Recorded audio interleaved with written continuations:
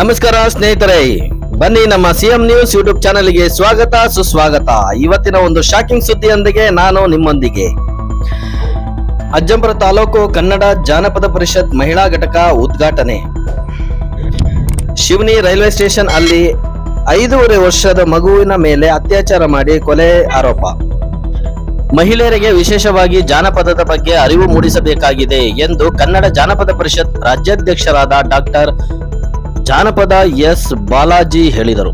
ಪಟ್ಟಣದ ಕನ್ನಡ ನೂತನ ಶಾಲೆಯಲ್ಲಿ ಸೋಮವಾರ ವಿಶ್ವ ಜಾನಪದ ದಿನಾಚರಣೆ ಅಂಗವಾಗಿ ತಾಲೂಕು ಕನ್ನಡ ಜಾನಪದ ಪರಿಷತ್ನ ಮಹಿಳಾ ಘಟಕದ ಉದ್ಘಾಟನೆ ಮತ್ತು ಪದವಿ ಪ್ರದಾನ ಸಮಾರಂಭದಲ್ಲಿ ಮಾತನಾಡಿದರು.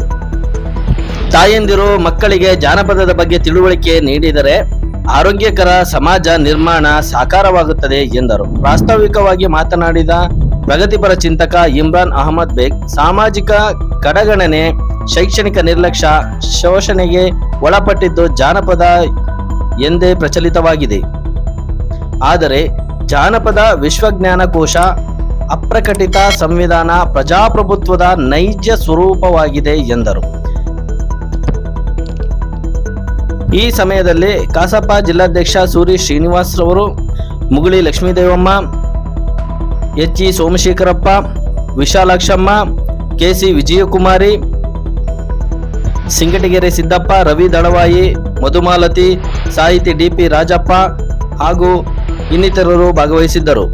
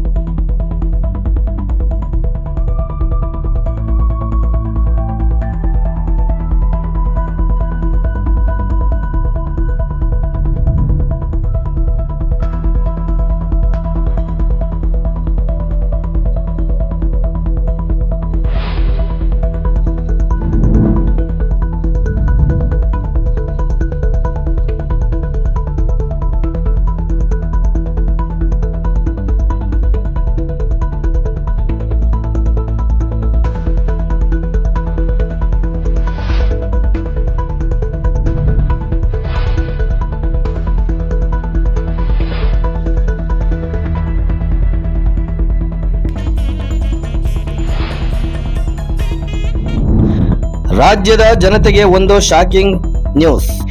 ಚಿಕ್ಕಮಗಳೂರು ಜಿಲ್ಲೆ ಅಜ್ಜಂಪುರ ತಾಲೂಕು ಶಿವನಿ ಹೋಬಳಿಯ ಶಿವನಿ ರೈಲ್ವೆ ಸ್ಟೇಷನ್ ನಲ್ಲಿ ಸುಮಾರು 5 ವರ್ಷ 6 ತಿಂಗಳ ಮಗುವಿನ ಮೇಲೆ ಅತ್ಯಾಚಾರವನ್ನು ಎಸಗಿ ಮಗುವನ್ನು ಕೊಲೆ ಮಾಡಿದ್ದಾರೆ.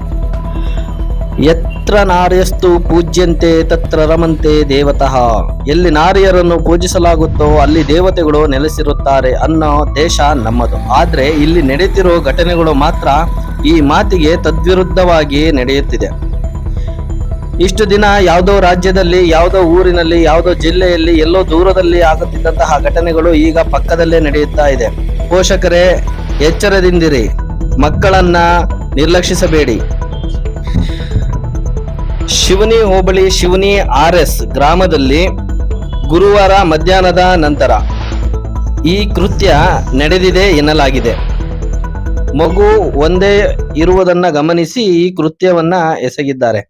ಯಾರೇ ಆದರೂ ಕೂಡ ಈ ಪಾಪಿಗಳಿಗೆ ಶಿಕ್ಷೆ ಆಗಲೇಬೇಕು. ಪೊಲೀಸ್ ಇಲಾಖೆ ಶೀಘ್ರವಾಗಿ ತನಿಖೆಯನ್ನ ಕೈಗೊಂಡು ಆರೋಪಿಯನ್ನ ಸೆರೆ ಹಿಡಿಯಬೇಕು ಎಂಬುದು ನಮ್ಮ ಒತ್ತಾಸೆಯಾಗಿದೆ. ಈ ವಿಡಿಯೋವನ್ನು ನೋಡಿ ಲೈಕ್ ಮಾಡಿ, ಕಾಮೆಂಟ್ ಮಾಡಿ ಮತ್ತು ಅತಿ ಹೆಚ್ಚು ಶೇರ್ ಮಾಡಿ. ಮುಂದಿನ ದಿನಗಳಲ್ಲಿ SLC, PUC, ಡಿಗ್ರಿ ಓದಿದವರಿಗೆ ಸರ್ಕಾರದ ವಿವಿಧ ಇಲಾಖೆಗಳಲ್ಲಿ ವಿವಿಧ ಹುದ್ದೆಗಳಿಗೆ ಅರ್ಜಿ ಹಾಕುವ ಬಗ್ಗೆ ಹಾಗೂ ಸಾರ್ವಜನಿಕರಿಗೆ ಮಾಹಿತಿ ನೀಡಲೆಂದೇ ಸ್ಥಾಪಿತವಾಗಿರುವ ನಿಮ್ಮೆಲ್ಲರ CN ನ್ಯೂಸ್ ಯೂಟ್ಯೂಬ್ ಚಾನೆಲ್ ಅನ್ನು ವೀಕ್ಷಿಸುತ್ತಾರೆ.